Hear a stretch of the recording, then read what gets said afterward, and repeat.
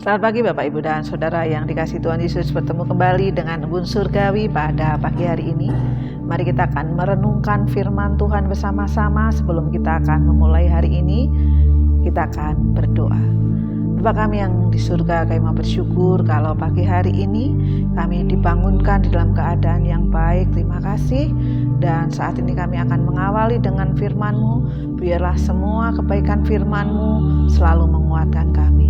Dalam nama Tuhan Yesus kami berdoa, haleluya, amin.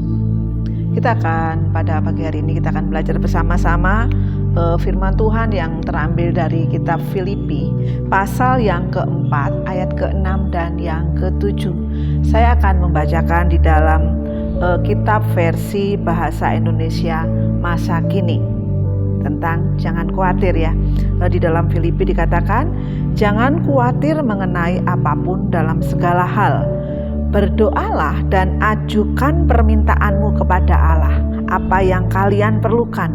Beritahukan itu selalu kepada Allah dengan mengucap terima kasih. Maka sejahtera dari Allah yang tidak mungkin dapat dimengerti manusia akan menjaga hati dan pikiranmu yang sudah bersatu dengan Kristus. Bapak, Ibu, dan Saudara yang dikasihi Tuhan Yesus, rasa khawatir itu adalah rasa yang sering ya terjadi dalam kehidupan kita. Apalagi di dunia ini ya, di antara hal-hal yang sangat kompleks yang terjadi di dunia ini, banyak hal yang membuat kita sering merasa gelisah, sering merasa khawatir, sering merasa cemas, sering merasa tidak berdaya. Seorang psikolog pendidikan menulis dan mengatakan bahwa seseorang bisa lebih sering merasa khawatir dibandingkan dengan orang lain karena faktor genetis atau faktor kepribadian, yaitu kebutuhan fisiknya atau kebutuhan pengakuan. Nah, tapi ada masalah ketika kekhawatiran ini menekan ya, kekhawatiran ini berlebihan dan kekhawatiran ini akhirnya mengganggu. Sehingga terjadi penyimpangan. Bapak, Ibu, dan Saudara yang dikasihi Tuhan, ya. Kita sebagai orang Kristen pun tidak imun ya terhadap yang namanya kekhawatiran ini ya. Makanya firman Tuhan yang dikatakan di dalam kitab Filipi pada pagi hari ini mengingatkan kita ya. Alkitab menulis ya, di dalam Alkitab tertulis ya tentang kekhawatiran. Jangan khawatir, janganlah khawatir, itu sebanyak 360 hari ya. Yang ini seolah-olah Allah itu ingin mengingatkan kita, seolah-olah Allah ingin menguatkan kita ya. Seringnya kekhawatiran terjadi dalam kehidupan kita. Bapak, Ibu, dan Saudara yang dikasihi Tuhan, jangan khawatir mengenai apapun dalam segala hal. Berdoalah dan ajukanlah permintaanmu kepada Allah, apa yang kamu perlukan. Beritahukan itu ya, beritahukan itu selalu kepada Allah dengan mengucap terima kasih ya.